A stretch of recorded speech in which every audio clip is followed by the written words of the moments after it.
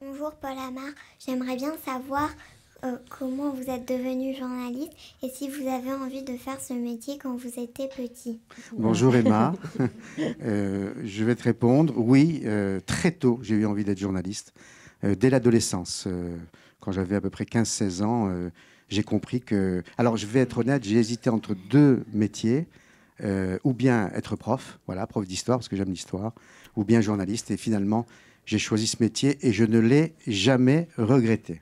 Alors, vous avez fait beaucoup de choses dans ce métier, Paul. Vous avez animé des émissions, vous avez présenté le 20h, évidemment, sur France Télévisions. Puis, vous avez été correspondant au Cambodge, correspondant aux États-Unis, reporter de guerre. Ça a été aussi votre vie, vous qui parliez de la guerre qui est survenue pendant votre enfance. Ça reste le souvenir le plus fort de votre histoire de Oui, journaliste. le souvenir le plus fort. Et c'est d'ailleurs assez étrange parce que j'étais à France Inter, on m'avait proposé un poste au Brésil, j'avais refusé. Et j'ai demandé le Cambodge, où il y avait la guerre.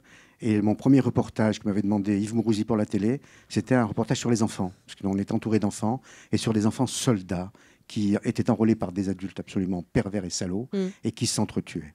Nous avons Oscar qui a une question pour vous sur ce sujet, parce que vous avez beaucoup préparé avec vos professeurs du Centre de loisirs. Bonjour Oscar. Bonjour. J'aimerais savoir quel est le souvenir le plus marquant de votre métier de correspondant de guerre. Avez-vous risqué votre vie pour interviewer ces gens ? Oui, j'ai risqué ma vie souvent, puisque j'allais au front.